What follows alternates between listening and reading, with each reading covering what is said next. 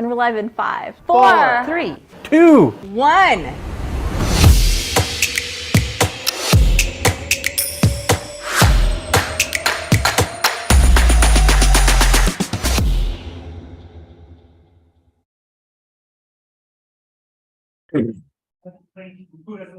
I'll send it to you right now.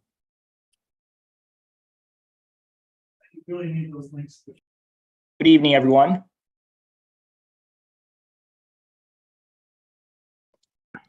Welcome to tonight's session on cervical disc arthroplasty with the Seattle Science Foundation.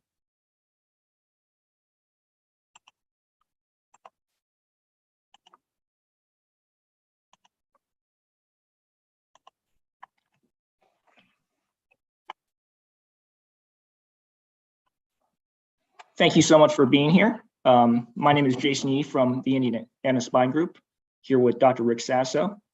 We're excited to be presenting our 20-year clinical outcomes data on cervical disc arthroplasty versus ACDF. ACDF is thought of as the gold standard for cervical radiculopathy. However, it may cause adjacent segment disease due to abnormal stress transfer to adjacent levels.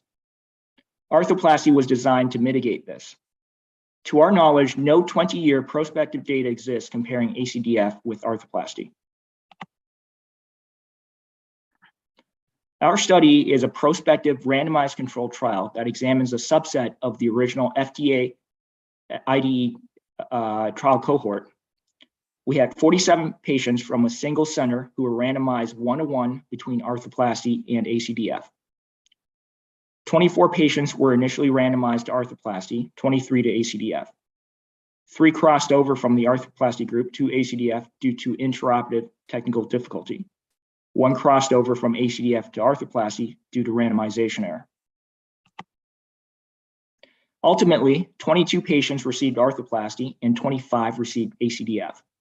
Our primary outcomes were neck disability index, visual analog arm and neck pain scores, and reoperation rate. We performed as treated and intent to treat analyses.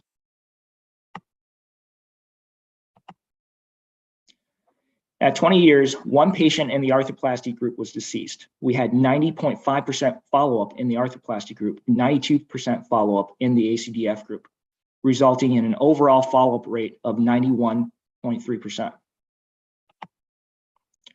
All index level operations occurred at the C5-6 and C6-7 disc spaces.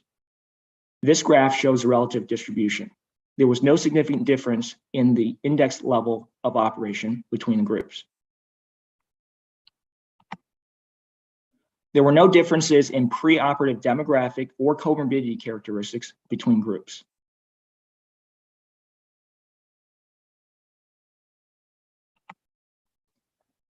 There were no differences in the preoperative NDI and pain scores between groups.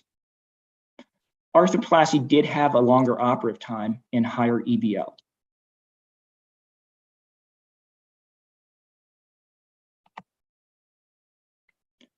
In both groups, the 20-year outcome scores were significantly better than the preoperative scores. I'm sorry, I think we're stuck.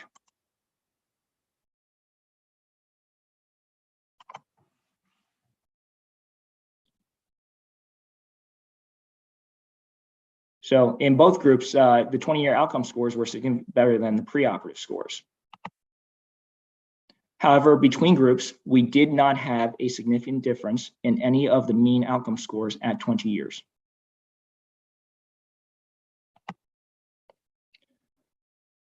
There was a significant difference in the delta of the VAS neck pain score between 10 and 20 years in the ACDF group compared to the arthroplasty group, with the ACDF group showing worsening compared to the arthroplasty group. This 1.5 point mean difference did meet MCID. In evaluating reoperation, all patients with known reoperations were included, even if they did not have a 20-year follow-up. As previously mentioned, there was 1 death in the arthroplasty group. That patient was not included in the analysis. He died at 2 years, 11 months, after surgery due to suicide. At 2-year follow-up, he had not had a reoperation. At 2 years, his NDI was 20%, neck pain 3, and arm pain was 2. For the reoperation data point, we had data available for 96% of ACDF patients and 95% of arthroplasty patients. Here we see that ACDF had a significantly higher rate of reoperation compared to arthroplasty, with 42% in the ACDF group and 10% in the arthroplasty group. There was one index level reoperation in the ACDF group for symptomatic pseudoarthrosis. This was treated with posterior cervical fusion. There were no index level reoperations in the arthroplasty group. In the ACDF group, roughly 2/3 of reoperations were at adjacent levels and 1/3 were at non-adjacent levels.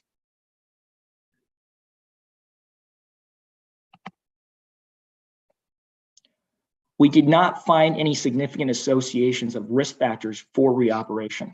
However, we were underpowered.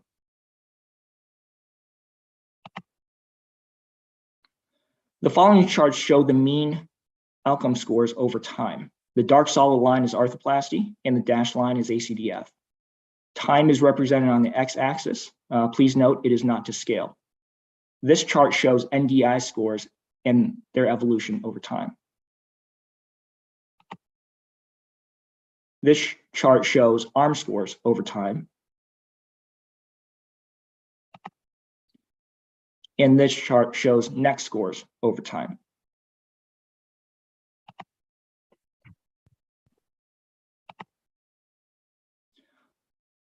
Due to the existence of crossover in our study, we did perform an intent to treat analysis.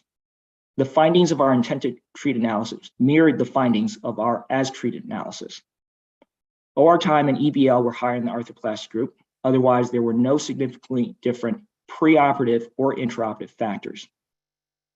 Similarly, there was no difference in the mean outcome scores between groups at 20 years for NDI, arm pain, or neck pain. ACDF continued to have a higher rate of reoperation on intent to treat analysis. Our study was limited by small sample size and its effects on power. Even though it was a prospective, randomized, and controlled trial, it was not blinded.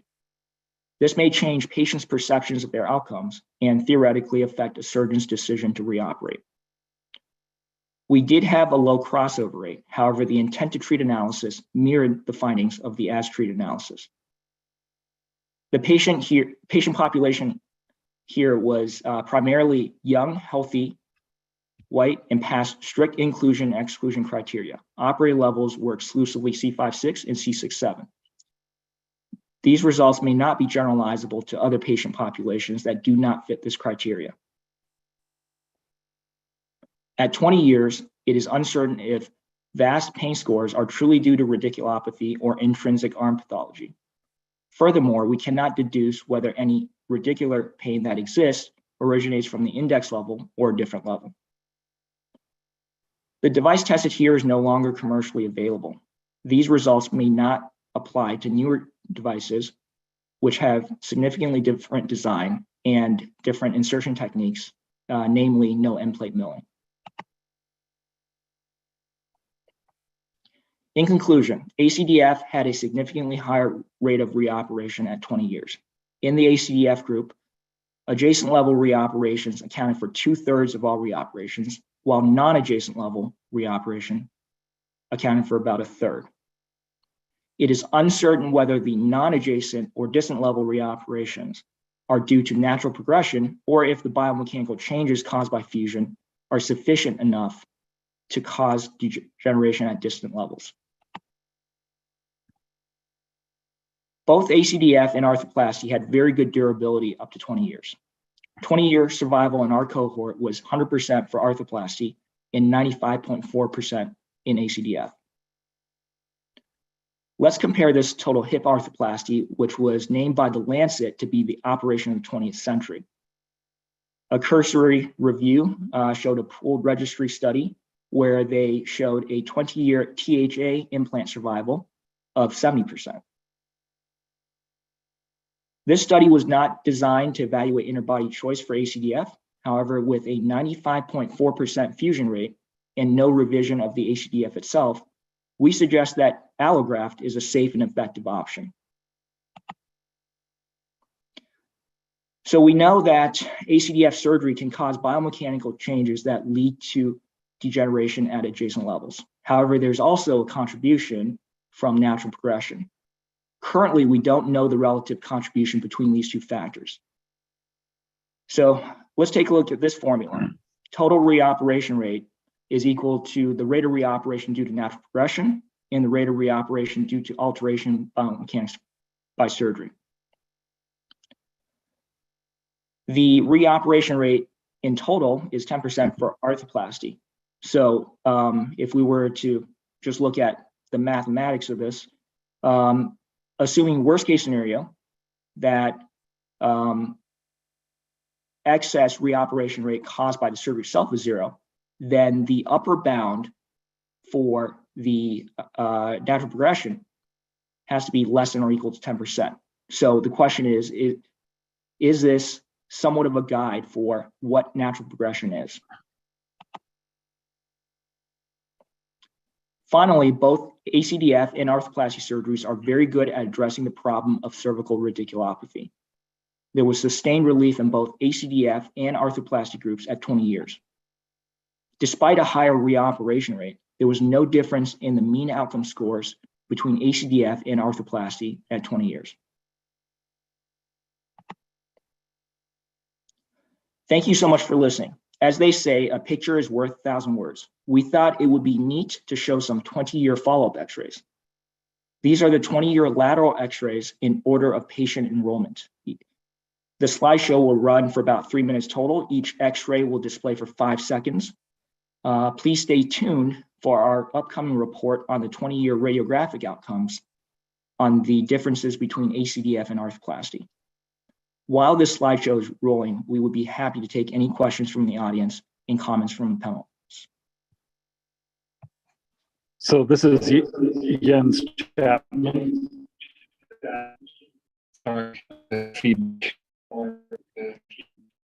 This is Jens Chapman's great talk. I'm so sorry that I missed the introduction. We're proud to host tonight, and we're even more proud to have 2 absolute superstars. I'll correct myself by saying 3 superstars, with Jason being a future superstar, undoubtedly, presenting tonight. Dr. Sasso and the Indiana Spine Group with Dr. Jason Yu took the lead on something. I recently had the great honor to be a visiting professor at ISH, and I was so amazed at the entire operation, the quality of the operation, the incredible professionalism. And these were people who, from the very beginning, did arthroplasties. You see the Bryant discs here. We don't use those anymore, but I really was impressed with the quality of the work that was done back then, and Jason's very nice assessment. And I just thought we want to share this with the world before it goes out to print. And it's a great honor to have Professor Thierry Marnet there, Armin Kachaturian, and obviously our TBI mainstay people who brought us disc arthroplasty into this country. So I'll shut up here, but I thought that this X-ray juxtaposition of 20-year-old follow-up images was so impressive. And again, this was a hard disc to put in. This was too hard for me to put in. I put in like 1 or 2 of those and I gave up. So I thought this is just a brilliant synopsis, and it does underscore the value of disc arthroplasties. I'll shut up here and open the floor for further discussions. And thank you, Jason. And thank you, Rick. Rick, any comments? I guess, so who's first? Who's moderating, by the way? Well, actually, Jens is, but my voice, I heard my voice first. Rick, this is Okay, incredible. go ahead. Rick, go ahead first. Okay, thank you. Rick, this is amazing. And what I like the most is what Jason showed about the survivability of the total hips, because we are in the process of publishing our rate of revision, which is very similar to Matthew Scott Young's and Terry's, although Terry and I argue his less than 1%, but ours for the total hips. Granted, it's not the cervical disc. Whoever thought that these artificial discs would last longer than total hips? So our revision rate up to 22 years is 1.25%. And here you're showing that in 20 years, the revision rate was 0. Now, granted, it's a small number. Our numbers were, huge at 2,000, but these are performing far beyond our expectation. Here it is, the Bryant disc that we don't even use anymore. You guys were really great at putting it in, and look how well it performs. So, I mean, I'm just amazed, and the results speak for themselves. Okay, Scott. So my question is, in your introductory slide, so we're now plus into really, really good data on cervical arthroplasty for the correct indications. Let's not even talk extended indications. Let's talk IDE indications. And one of your introductory slides was, well, ACDF is the gold standard. Is it the gold standard anymore? I mean, if you sit in a room with a patient and explain the data for a herniated disc at C5-6 or C6-7, 2023 going into 2024, I would say that 99.9% of my patients, when I explain both options, take arthroplasty. What's your experience, obviously in this year of fellowship, and then Rick's 20+ year experience? What's the gold standard for an on-label C5-6 or C6-7 herniated cervical disc? So, Dr. Blumenfeld, I agree with you. Definitely there's a role for arthroplasty that is more and more becoming evident in certain patient populations. The terminology used was to try to remain conservative in any statements that we made.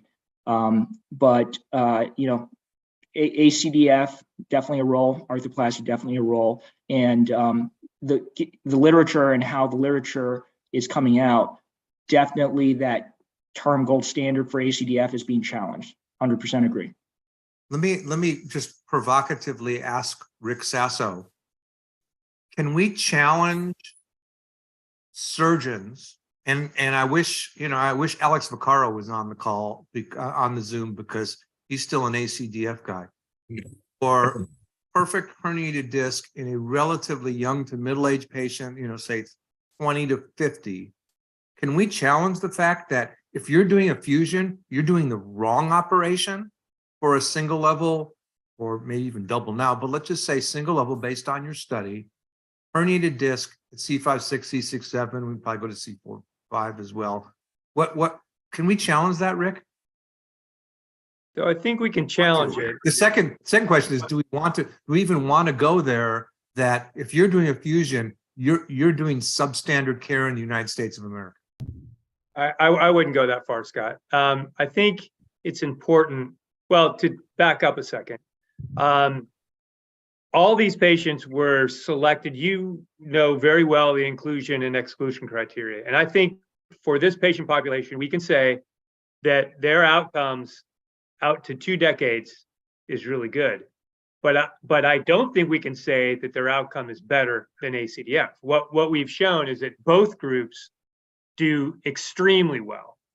And I think we should be very proud as cervical spine surgeons to be able to tell our patients and tell the legislators and tell the world that our outcomes are really, really good, especially when you compare them to the gold standards that are out there right now, total hip and total knee replacement. But Rick, I think it's a stretch to say that it's better, because our outcomes aren't better.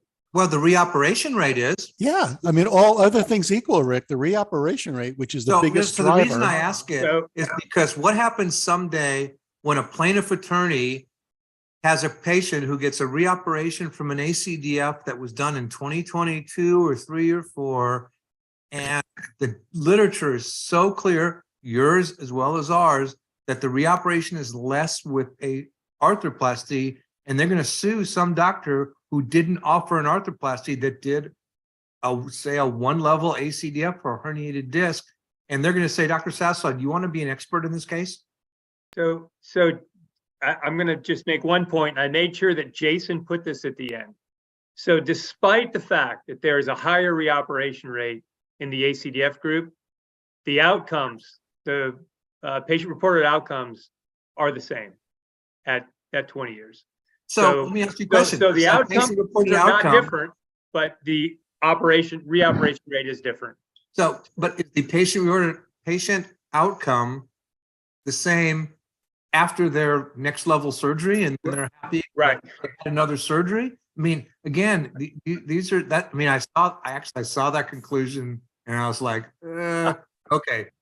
So at the end of the day, they have another patient, and now at 20 years.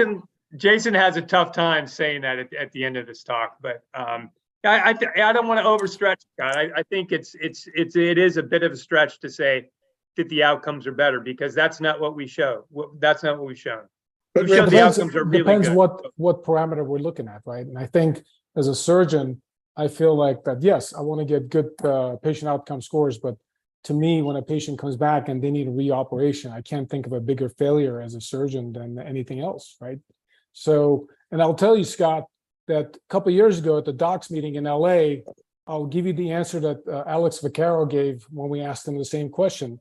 And this was exactly what he did. He put his hands behind his back and he said, you know, I can do ACDF behind my back like this in the middle of the night and get paid 30 or 40% more than do an ADR, which is technically more challenging surgery. Why would I want to do an ADR? So that was Alex's answer a couple of years ago.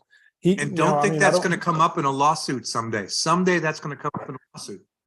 You know, so, but may I comment that, you know, first of all, I think pretty much every study that we've looked at in an IDE setting, right, shows that the outcomes are very, very similar, if not the same. The one thing that's been different has been adjacent segment disease, which you guys didn't look at, but you looked at a more important parameter, right? Because most of the IDE studies, when they look at the adjacent segment disease, the question afterwards becomes, well, how much of this is clinically relevant? So what if you have one grade change in the adjacent segment disease? What's more important is there are more reoperations at the adjacent segment. And clearly 21% adjacent segment reoperation, one third or 2/3 of those, right? 2/3 of the 42% were adjacent and 1/3 were non-adjacent, compared to 10% of the ADR patients who needed reoperation. I mean, to me, that's a dramatic difference. Even though both Rick and Jason are kind of underplaying that, I think that is like the key take-home message here. Yeah, every study shows equivalency or somewhere in that range when we look at NDI VAS scores, right?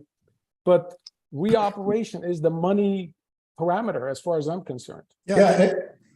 Reoperation is the biggest driver of health economics. So I don't think we should poo-poo it. I think we should hit that really hard, Rick. Hey, Jack, I think you're signed on twice.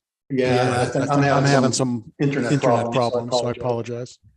But don't downplay reoperation rate. Hey, so a question and you know, Rick, it's interesting. So the outcome studies really, if you want to have a more complete evaluation, it should include the reoperation rate, because that's really part of the outcomes. But I agree with you. I don't think you can make a blanket statement that if you do a fusion today that you're wrong. I mean, there's plenty of people that can defend it. None of us here, you know, feel that way. But, you know, when it comes to the court of law, I think it's going to be tough. Great things. A great question by John Chen. Again, Jason, congratulations on this fantastic study. And I, again, want to point out this video summary. Wherever you submit it, hopefully they'll allow you a video. Yeah. John Chen asked a good question. Given the nature of this device and the milling that was necessary to put this in, was there any heterotopic ossification that you found? A, if not B, why not? And did HO have any impact on the NDI outcomes? I thought that was a great question. So sorry for the discussion. Yeah, so let me address that. So number one, the short answer is we had a very low incidence of HO. We are coming out, as Jason mentioned, with our radiographic, 20-year radiographic study. I'll give you a little preview of that. Incredibly low incidence of HO out to 20 years. If they did develop HO, it usually was within the first couple of years. After that, the progression of HO was essentially none. I think we had what was it, Jason? I think we only had one that had significant HO. Is that right? I think one. Correct. Yeah. Yeah. And so we showed our 20-year follow-up X-rays, and as you guys can see, very little HO. In this age group, you know, I guess, what was your average age? I apologize on the demographics. It was in the low 40s, wasn't it? Yeah. The average age was at surgery 43 in the ACDF group. So in and this age group, I 39.8 mean, in I the think arts HO is class. incredibly low. I think once we get into higher age groups and then we get into males in the higher age groups, that's when we start running into higher HOs. But I think in this age group, it's pretty, you know, low HO rates. Question, how about motion? Rick, did you guys look at how much Yep. these actually move? And Yep. most of them all look like they're in neutral, and in every picture they're the same. And I really Good. didn't see much emotion in between flexion and extension in the way this implant sits in there, especially for balance. Good question, Mike. So the short answer is they haven't lost any flexion extension range of motion in 20 years. Right, Jason? Again, Right. we're going to, you know, we've looked at that paper's coming out next, but they are exactly the same, looking just at flexion extension from their immediate post-operative X-ray to their 20-year follow-up X-ray. Exactly the Segmental same. They motion haven't or lost global? any. They haven't lost any motion. Sorry, Jack. He asked segmental Is that motion or segmental global motion at the operated segment or global motion?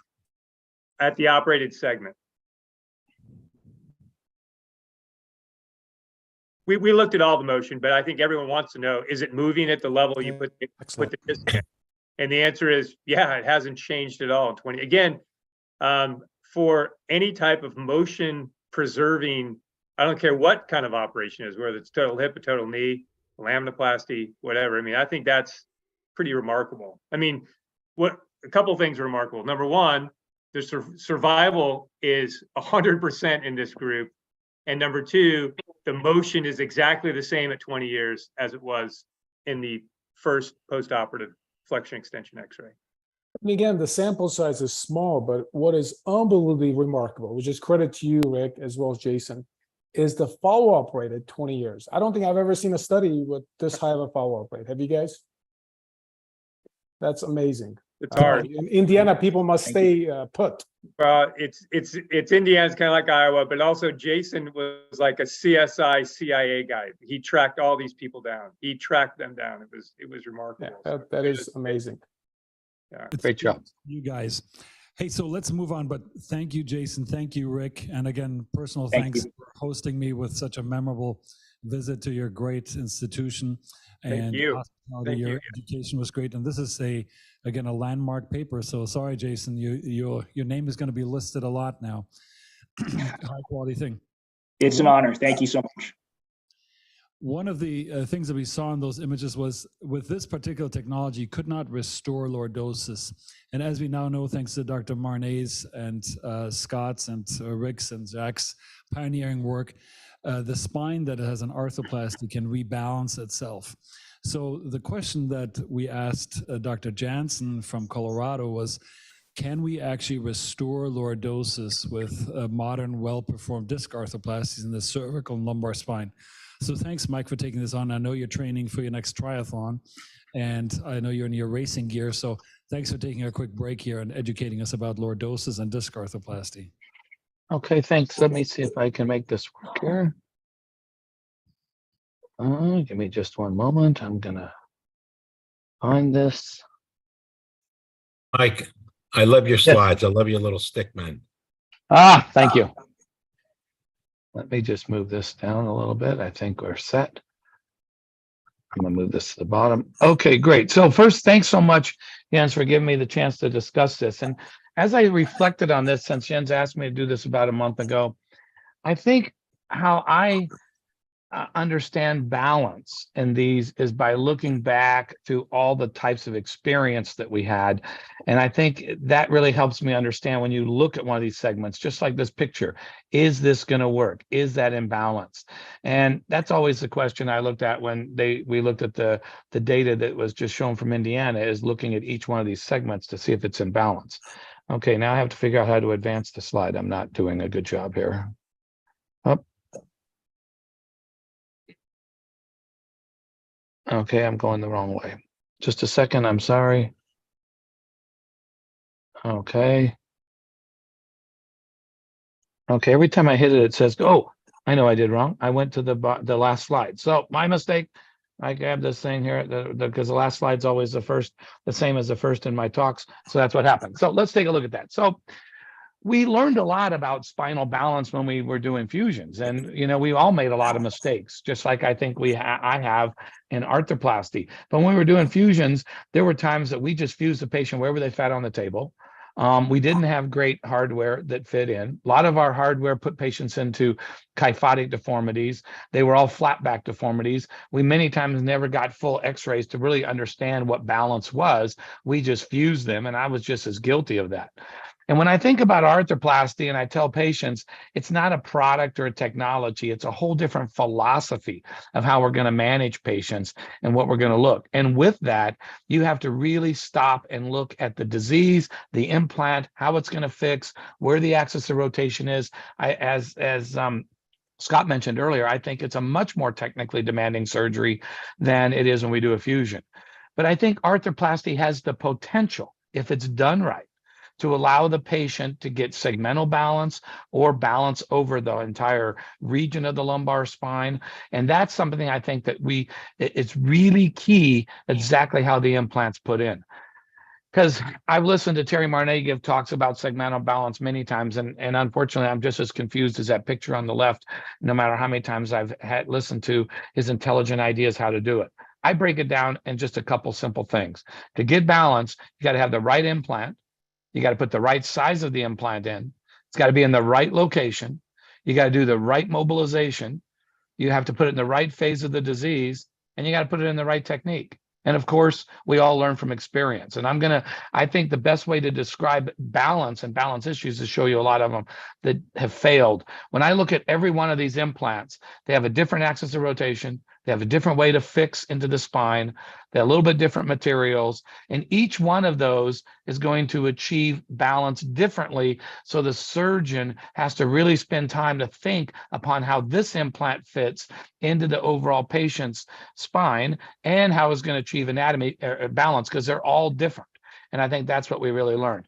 This is a semi-constrained pro disc, and just looking at x-rays, you can clearly see if it's put in right, in the right spot, in the right location, it unloads the facet joints, you get motion, and it gives balance. But that's a segment. The single segments obviously are the easier ones. Here's one.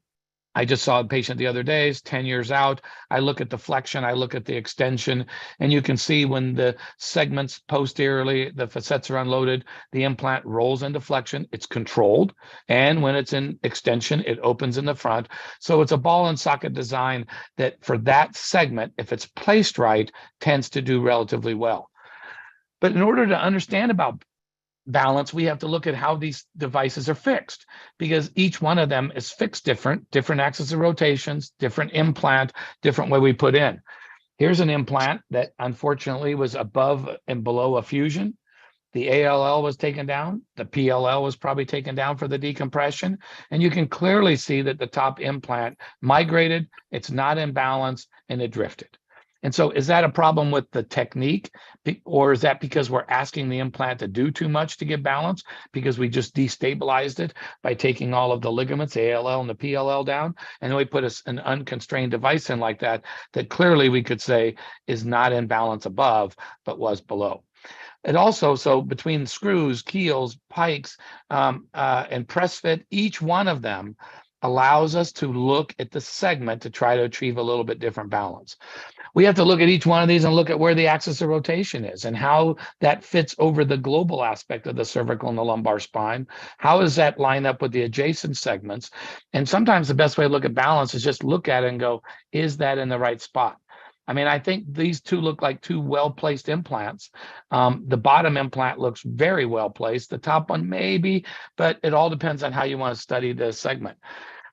We looked at this when Jack, myself, Rick, and a number of our colleagues published the ProDisc follow-up at 7 years, but we really weren't looking at balance. We didn't clearly have the long-term collective follow-up that Rick just showed, but it did help us take a look at adjacent segments, which has a big impact. So now let's look at this. Each one of these devices has a different fixation, different axis of rotation, and each of them are on the market to try, or was on the market to try to help docs understand that they have a total disc and that they can achieve balance. But they each move different, and we have to stop and think upon how each of these is going to react to the segment. Or is it just going to be an expensive fusion device that doesn't move at all? Look at this device here. This is a simplified disc. It looks maybe a little bit over distracted. Here's the flexion extension, but if you zoom into this device, it doesn't look like it's really achieving the mechanics that the other implants did. And extension on the left, the implant, if you look at the interface between the implant and the superior segment, and then when it goes into flexion, it looks like the implant stays almost in line with the inferior segment, and the superior segment's moving, and maybe I don't see any of the implant achieving mobility at all. Was it the wrong implant, the wrong phase of the disease, the wrong orientation of the facet joints? All of those are critical when you take a look at implants. Also, when you look at segment and balance, we're doing neck first, and then we'll talk about low back. You got to put the implant in at the right space. This clearly is probably not the most ideal. Here's probably something we saw early on, a bad judgment in size, probably release, fixation. All of these probably give less than ideal implant and clearly isn't going to achieve good balance in these segments. Either one of these technologies either. Here's an implant that migrated forward, one that migrated back. Both of them are a mixed match. When I tell our fellows how I look at these devices is, and I'll show a picture in a minute, is take a look at a door hinge. You open a door in your office and you got 3 hinges. If I unscrew the middle hinge and I rotate it 20 degrees and screw it back in, now the entire mechanics are off for that segment. And we think of the spine being having 3 legs too, 2 facet joints and a disc, and all 3 have to work in harmony in order to give it balance. This is what I think of balance. This guy right here, bowling, he is perfectly balanced. He's throwing the strike, but each of these implants are not well balanced. The top one on the left, you can see how it subsided. The axis of rotation wasn't a good mix match. Did this subside because the balance was off, or was it milled and put in the wrong way, or was the balance off because of its orientation with the facet joints? The second implant from the top on the right probably is way too far forward, probably isn't going to flex whatsoever. We can look at the subsidence. The bottom implant on the left was just put in, and a doc sent me this yesterday, and he put this in. Probably it doesn't look ideal. It matches to the 3 level, probably not so great to the 4. Is it really the facets are really an extension, the implants in neutral? That's probably not a great balance. Clearly then the next one on the right, that's not a great picture at all. We got 1 implant too far to the back. The axis of rotation is completely off to the axis of rotation of the bottom one. Now, here's another series. We take a look at these 2, and the thing I get critical when I look at this is whether the implant's an extension, or I mean, the neck's an extension, or the neck is in neutral. The implant looks the same. So is that really a good balance of the segment? Is that really going to offer any protective mechanism? Well, let's zoom in on it and think about it like a hinge. Clearly, it looks like it was either milled, subsided, the axis of the implant in relationship with the superior implant clearly is off from the inferior implant from the top and the bottom segments, and it's not going to function well like that.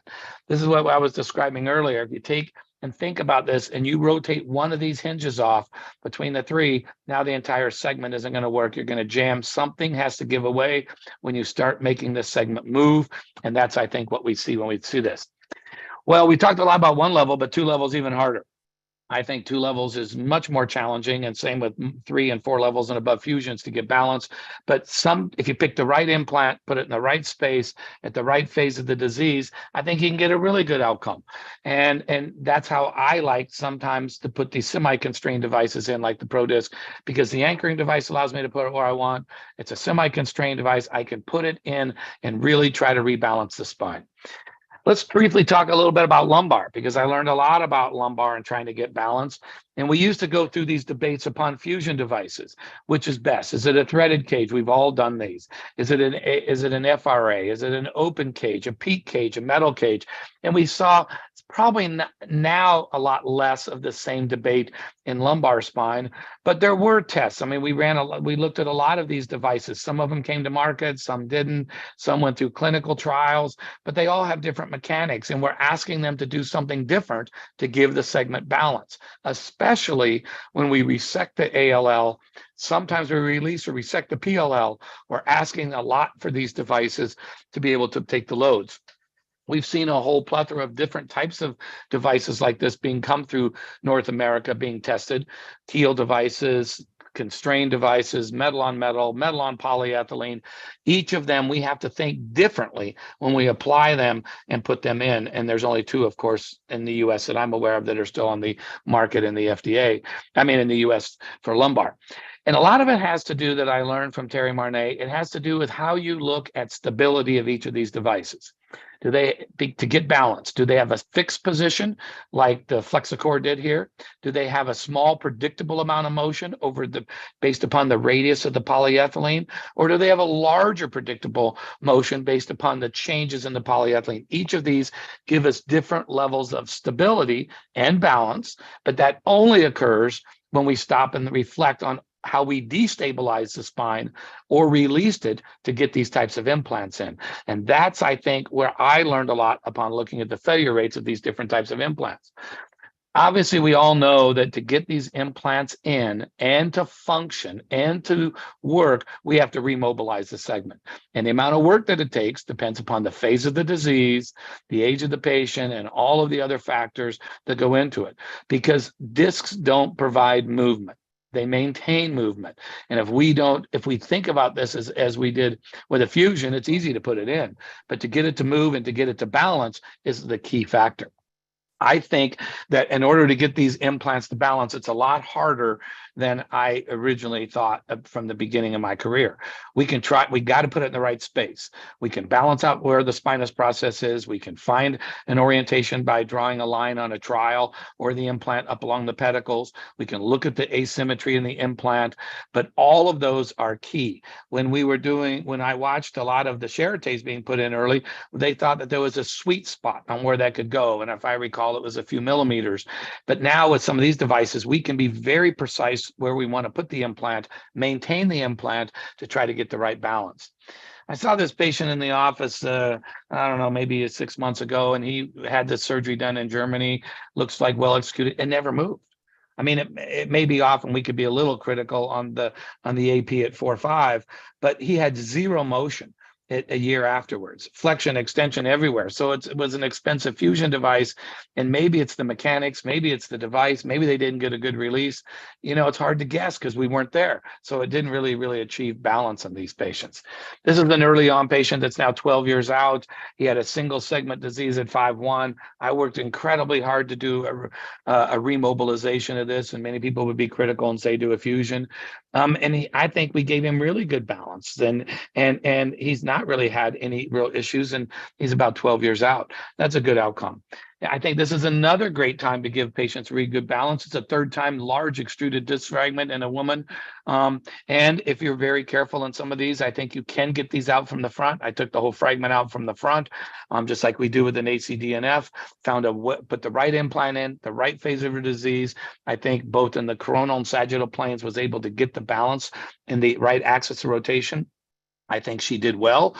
I followed her along through boat racing and stuff. She was only unhappy with her incision because it wasn't cosmetic and went from a bikini to a one-piece because of this. But we did achieve balance for this lady. These patients are harder. This is a patient that was a dentist, spends his whole life sitting, had 2 bad discs, segmentally collapsed. That's kind of creating a flat back due to the disc resorptive syndrome. And I think if you put 2 of these in, I think it's a lot harder. I always sweat a lot more thinking about how I'm going to get these done. I like to do the bottom one first and try to get it right in the ideal balance and then balance off of that. And now he's 12 years out, and I think we can get good balance over these, but it's a lot more work than some of our other techniques that we do. I did this case last week, 2 disc resorptive pathologies at both 4.5 and 5.1. You can see 5.1 was really collapsed. I like to do CT angiography endoscopies because I like to know the vascular anatomy very well when I'm doing these. But I was able to look how much I could remobilize that center, the 5-1 level. And after I got it completely released, I blew up a balloon. I tried to get it into lordosis. Now I can allow the disc to perform the balance over the segment rather than just putting in something that barely moves. That I think is the key. So I like to center 5-1, try to get it well balanced, put it what I think is the ideal location. Look at that. We get a Scully films on all of our patients like this too. And then from there, I think it's easier to balance off that and try to look in both the coronal and sagittal plane to get the 4-5 level in.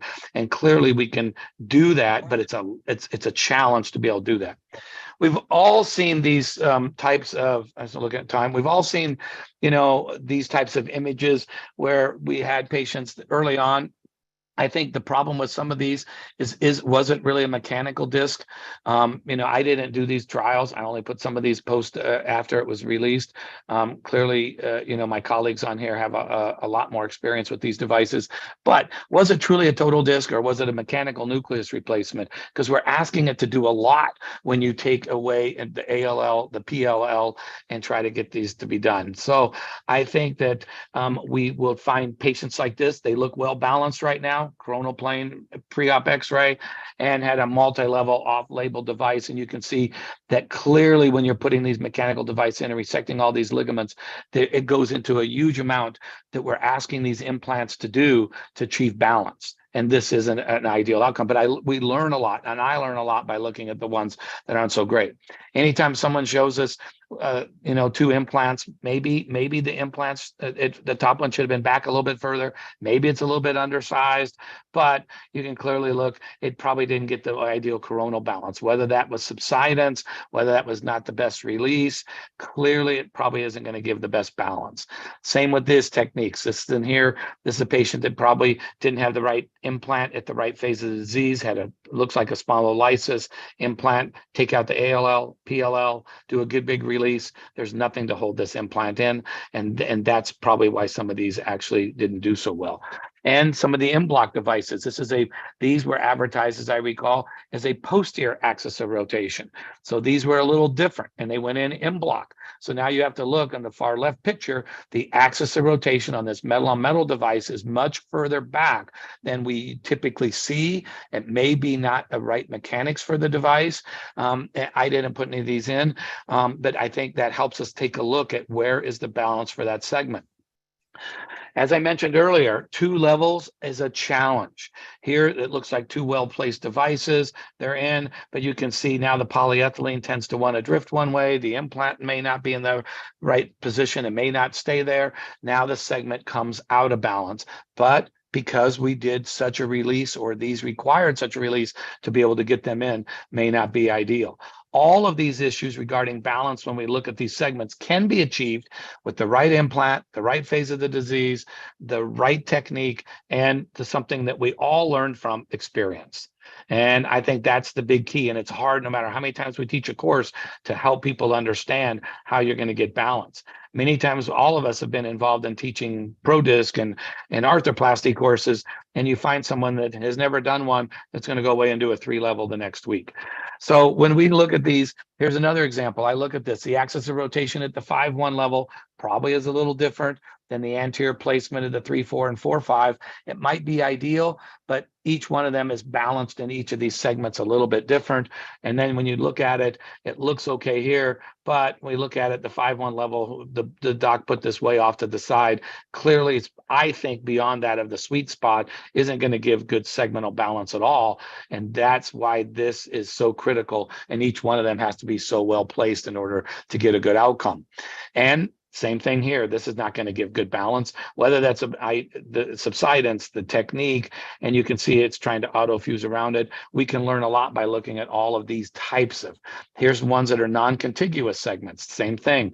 You have to look at each one of the segments to get it right. And the 3-4 level clearly is way off in the coronal plane. That implant isn't going to do well whatsoever. And there's no way that's going to give good segmental balance over that segment.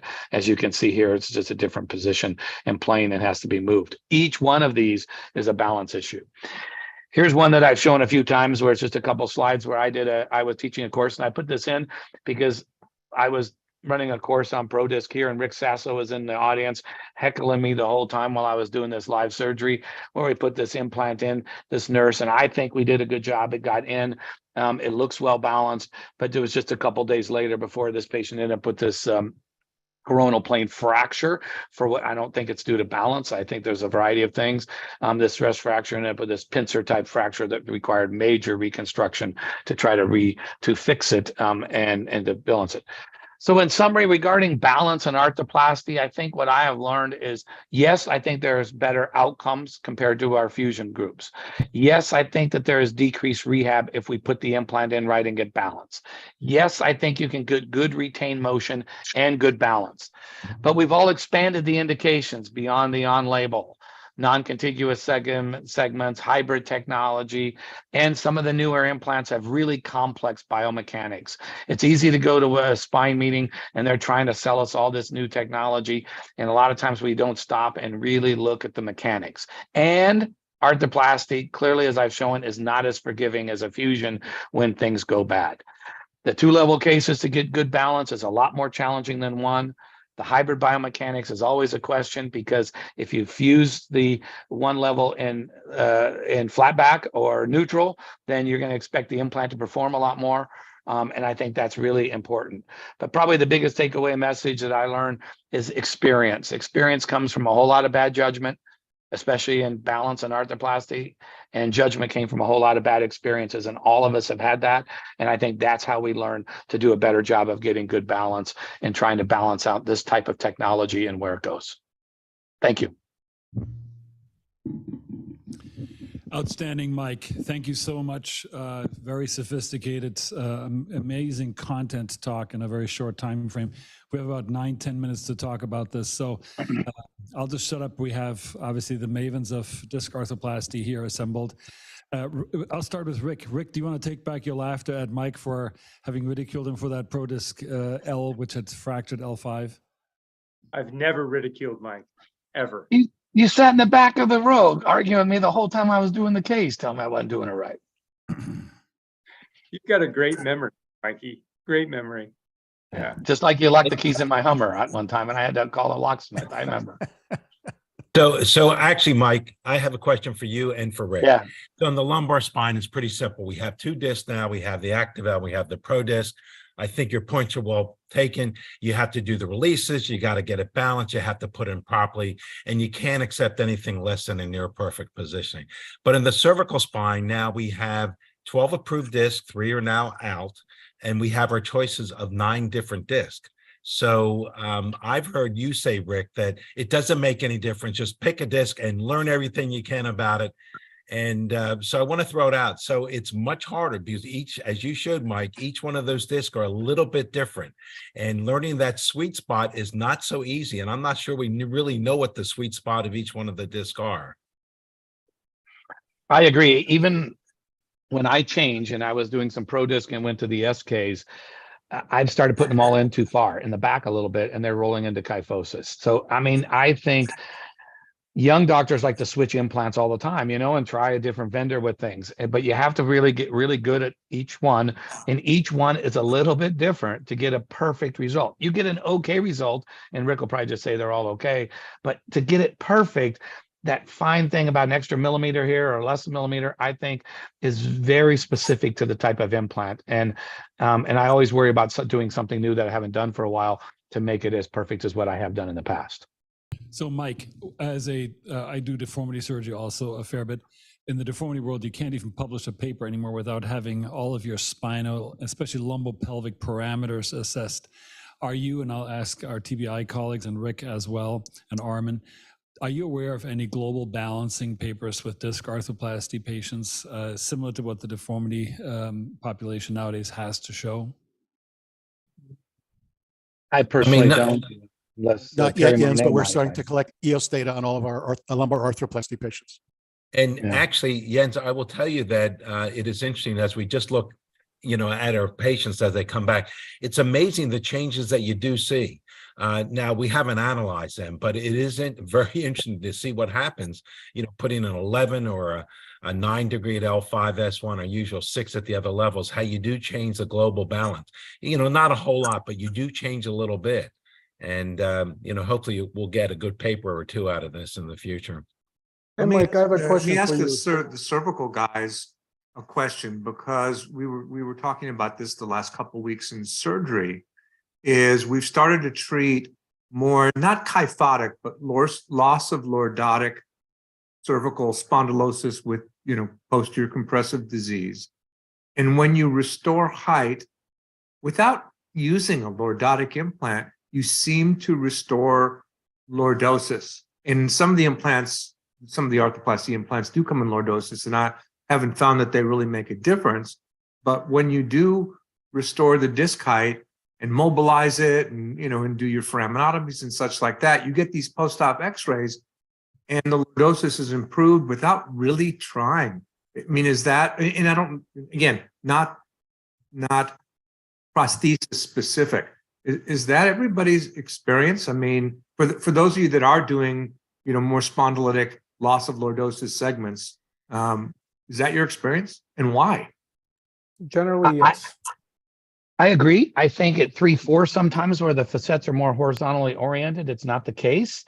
But I think when they have more of a, standard facet orientation of the lower subaxial spine, I agree with you. I agree with that as well. I mean, I'm a firm believer that what's happening with aging spine is you're just losing anterior column height. And when you do, you just fall into neutral or kyphotic posture. So by restoring anterior column height, you effectively push the entire spine backwards, especially in the lower cervical spine. You do that 5-6 or 6-7. I mean, you just push the patient back. So, and then they find their natural kind of, balance, right? And the problem, I think Mike, referred to this, is that in the fusion, you were guessing what's the best position to fuse in. In arthroplasty, if you get it to the right position within the disc space, the right height, the right release, you then allow the patient to find their own natural balance. You don't have to guess anymore. If your technique is right, the patient does well. But Mike, I have another question. One of the parameters that you mentioned was the right phase of the disease, right? I mean, I was taught in my fellowship and then early on in my practice when I was doing a bunch of fusions, our philosophy was always like, tell the patient, hey, come back if you can't take it anymore, and then we'll fuse it, right? Now with arthroplasty, there is, again, we're tackling more advanced disease, but it becomes much more challenging. Outcomes aren't as good. So do we need to start thinking about the right timing for what may be an arthroplasty patient compared to an ACF patient? Maybe. I mean, I like yourself, we get patients that come in and say, doctor, when should I fix this? And I always tell them when this is an impairment in your life, not just an annoyance. And in different areas of the country, impairments are different. I mean, in Colorado, people, an impairment to them, for me, is they can't mountain bike and they can't ski and they can't do things. And so they may help make that decision. But I also tell them, they go, well, if I wait 5 years, can I still get this? I don't know, your body may change, and I mean, they have terrible facet disease in 5 years, and it may not be the right phase of their disease. So that's my general thought process on how I educate the patients about that. And I think now that we have the good long-term data, thank you, Rick, for the 20 years, but I think many of us are approaching that. We have the good long-term data. We can say that, hey, look, these discs are made to last beyond what we ever imagined when we started doing them 10 years ago. Unlike the fusion patient where you tell them that, look, there's a 10 to 30% at 10 years, and Rick is showing 40% at 20 years of additional surgery. So I think that, not that we've discovered gold here, but the arthroplasty really has outperformed all of our expectations. Now, I want to give credit where credit's due. And Terry's being very quiet. I know it's very late. He's probably sleeping, but he's the one that taught us that the patient will find their own balance. So Terry, speak up. I want you to get your credit where credit's due.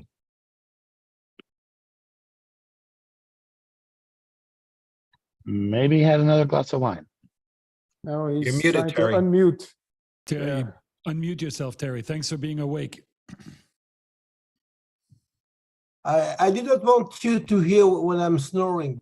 No, it was fantastic talks. Especially the two of them were very, very complimentary.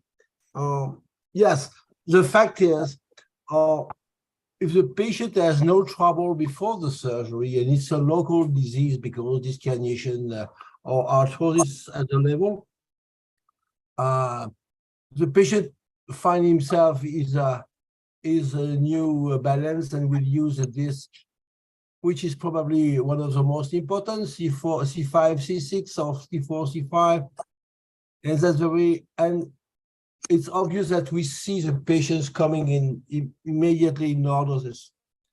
As the opposite, when we are facing a patient with a reverse curve in cervical, unbalanced curve, a very horizontal cervical slope with a horizontal C7, at that moment, with the compensations they need, probably they will not come back to lordosis because they need to be in flexion in the cervical because they have a posterior projection and they want to restore their global balance with the spine. And that's why they have killed their disc.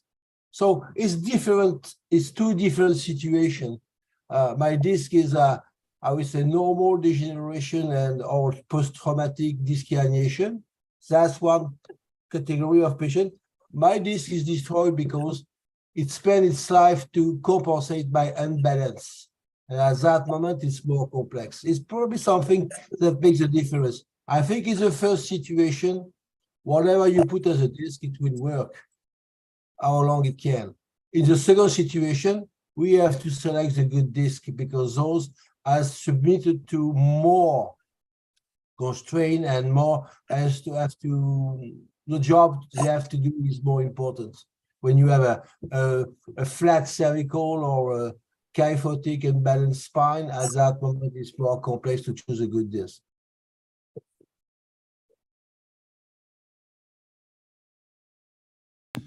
Well, I think we're on at time. First of all, I want to thank Rick, Sasso, Jason, and Mike Janssen for their great talks, echoing what the pioneer Dr. Thierry Marnet just said. Two fantastic talks, and they really resembled one another like a left-right punch. And I think the face of disc arthroplasty has really changed spine surgery and our armamentarium.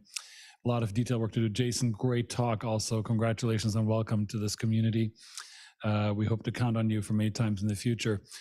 Who wants to close us out? Rick Geyer, Jack, Scott, who wants to do the final touch? Sorry. You all right there? Go ahead, Scott. Oh, okay. So I guess I'm to the next, the spine arthroplasty quarterly thing. So the teaser is, I think Jason and Rick did tease the fact about revisions of hips and knees and their rates. And so the teaser is the next spinal arthroplasty triumphs and tragedy session is going to be on revisions of cervical arthroplasty and our comparison with the other literatures of arthroplasties, in orthopedics. So that's the teaser. So come back in 3 months. And can we interrupt you? Sure. Only Sasso. You guys did a great job. It was fantastic as usual. So thank you guys. Remember, thanks for doing soft it. tissue release and balance. Thank you so much. Fantastic. Thank you. Take care, everybody. Thank you. Good night. Good night. Bye.